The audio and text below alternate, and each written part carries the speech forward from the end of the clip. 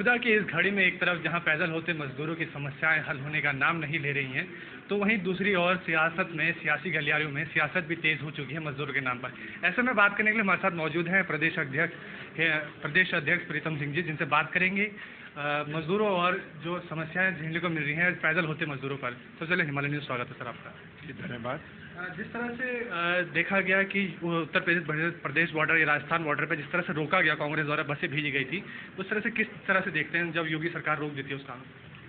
देखिए, ये जो लॉकडाउन की स्थिति है, केंद्र की सरकार और इस देश के प्रधानमंत्री जी ने जिस तरीके से रात को 8 बजे लॉकडाउन की घोषणा की, उसकी वजह से आज पूरे देश के अंदर अफरा तफरी का माहौल है। लॉकडाउन लागू करने से पूर्व केंद्र की सरकार को चाहिए था, देश के प्रधानमंत्री को चाहिए था कि वो कम से कम 3 या 4 दिन का समय देते, लोगों का आह्वान करते कि 4 दिन बाद हम लॉकडाउन इम्पोज करेंगे। उससे पहले जो लोग अपने गंतव्य तक जाना चाहते हैं वो जाएं, अपने आर्थिक साधनों से लोग जाते। लेकिन उस समय तो देश के प्रधानमंत्री किसी की बात नहीं सुनते हैं। उनको तो हर निर्णय 8 PM में लेने की आदत है। तो उन्होंने निर्णय ले लिया, और जब उसके बाद स्थिति सामने आई तो आप देख सकते हैं कि आज अब मजदूर जो है सड़क पर चल करके खुद जो है अपने गंतव्य तक के लिए पैदल चल पड़ा है। ये हालत है, स्थिति है। कई मजदूरों की जो है मृत्यु हो गई, कई एक्सीडेंट में कई मजदूरों की अकाल मृत्यु हुई है। कौन जिम्मेदार है इसके लिए? इसके लिए तो केंद्र सरकार जिम्मेदार है। और ऐसी विषम परिस्थितियों में अगर प्रियंका गांधी जी ने उत्तर प्रदेश की सरकार से ये कहा कि हम बस देने के लिए तैयार हैं, आप उन मजदूरों को उनके गंतव्य तक पहुंचाने का काम करें। राज्य सरकार ने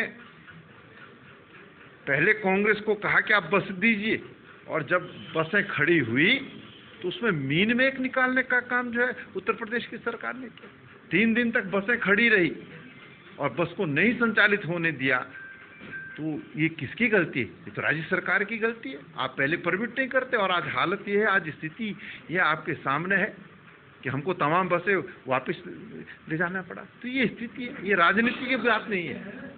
प्रियंका गांधी जी ने तो यहाँ तक कह दिया कि इन बसों में भी भारतीय जनता पार्टी के लोग अपने झंडे लगा ले, अपने स्टिकर लगा रहे, और राज्य की सरकार ये भी कह ले कि हमने जो है प्रोवाइड कराई हैं बसें, लेकिन मजदूरों को जाने दे, उनको ले जाने दे। लेकिन उत्तर प्रदेश की सरकार की उनके कान पर जूं तक नहीं रहेगी। ये हालत, ये स्थिति है।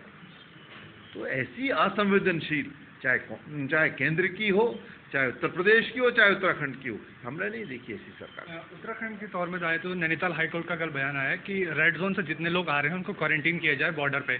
पर लेकिन राज्य सरकार क्या कहना है कि हमारे पास सुविधाएं नहीं हैं, रोक सकते हैं जो इतना, जैसे हम नैनीताल हाईकोर्ट को ये अपनी पिटीशन देंगे भी। इसके बारे में क्या?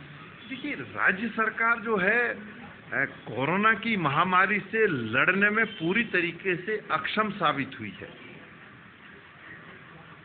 हमने राज्य सरकार को सुझाव दिया था कि आप जो प्रवासी आ रहे हैं उनको बेस कैंप में क्वारंटाइन करें, और बेस कैंप में जब जगह नहीं रह रही है तो आप जिले स्तर पर, तहसील स्तर पर, ब्लॉक स्तर पर व्यवस्था करने का काम करें। लेकिन सरकार अपनी हठधर्मिता पर है, वो किसी से संवाद करने के लिए तैयार नहीं है, विपक्ष के सुझाव को मानने के लिए तैयार नहीं है। और उन्होंने जो प्रवासी आए उनको थर्मल स्क्रीनिंग करा और सीधे जो है गांव की ओर भेजने का काम किया। प्रधान पर सारी जिम्मेदारी डाल दी है। और मैं कहना चाहता हूँ, मैंने वीडियो कॉन्फ्रेंसिंग के माध्यम से नहीं, मैंने टेलीफोन के माध्यम से नहीं, मैंने स्पॉट पर जाकर के, ग्राम सभाओं में जाकर के वहाँ के लोगों से और प्रधान जी से जब बात की तो मैंने कहा कि क्या कोरोना की इस महामारी से लड़ने के लिए राज्य सरकार ने कोई संसाधन आपको उपलब्ध कराए? तो उन्होंने कहा हमको 1 पैसा नहीं दिया गया। और बाद में चीफ सेक्रेटरी ने भी इस बात को स्वीकार किया कि हाँ, हमने प्रधानों को 1 रुपया भी नहीं दिया, हमने प्रधानों को ये निर्देश दिया कि आप 10,000 रुपये तक खर्च कर दें, फिर हम देंगे। ये हालत, ये स्थिति है।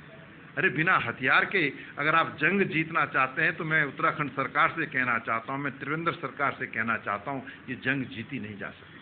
आज सरकार 7 तालों में कैद है, बाहर नहीं निकल रही है, जनता के दर्द और मर्म को नहीं समझ रही है, प्रवासियों के दर्द को नहीं समझ रही है। और आज इसलिए जो हमारा ग्रीन जोन था, जिन 9 जनपदों में हम महफूज अपने आप को समझ रहे थे, उन 9 जनपदों में भी जो है कोरोना ने दस्तक देने का काम किया है।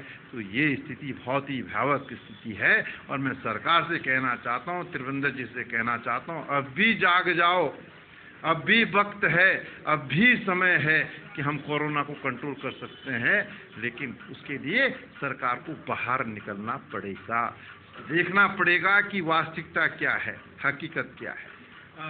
प्रीतम सिंह जी, जो देखने को मिल रहा है कि पहाड़ी क्षेत्रों में क्वारंटीन की कोई व्यवस्था नहीं है, ग्राम प्रधान खुद कह रहे हैं वहाँ, और दूसरा एक टेस्टिंग में बहुत ज़्यादा गिरावट आई है, जो देखने को हाल ही में रिपोर्ट आई है, जबकि तमाम अर्थशास्त्रियों का दावा है कि लॉकडाउन कोई वो नहीं है विकल्प, आपको टेस्टिंग बढ़ानी होगी। नहीं, सही बात है, लॉकडाउन कोरोना से लड़ने का रास्ता नहीं है। लॉकडाउन के माध्यम से तो आप जो है कोरोना को कुछ समय तक के लिए रोक सकते हैं। इसमें जो कारगर है वो टेस्टिंग है। राहुल गांधी जी ने इस बात को कहा कि लॉकडाउन से बात बनने वाली नहीं है, सोशल डिस्टेंसिंग से बात बनने वाली नहीं है, बल्कि टेस्टिंग की व्यवस्था जो है सरकार को बढ़ानी होगी। और जो टेस्टिंग किट आई है चाइना से, आपने देखा वो टेस्टिंग किट जो है पूरी तरीके से विफल साबित हुई है। तो केंद्र की सरकार इसमें पूरी तरीके से जो है टेस्ट किट को आयात करने में विफल साबित हुई है। ये स्थिति है। आज उत्तराखंड का अगर मैं जिक्र करूं तो हिमाचल और त्रिपुरा जैसे राज्य से भी टेस्टिंग के मामले में हम बहुत पीछे हैं।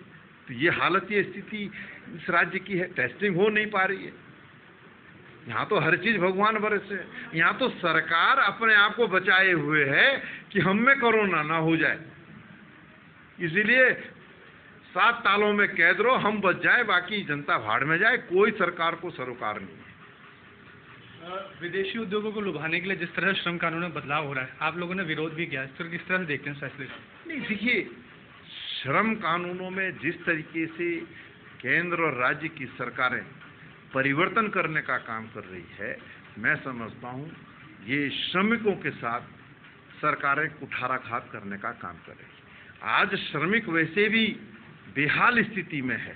आज कोरोना के इस महामारी में जो है मजदूर जो है सड़क पर जो है आ चुका है, उसके पास कोई काम नहीं है, कोई स्थिति उसकी ऐसी नहीं है कि जिसके आधार पर वो जो है आगे बढ़ सके।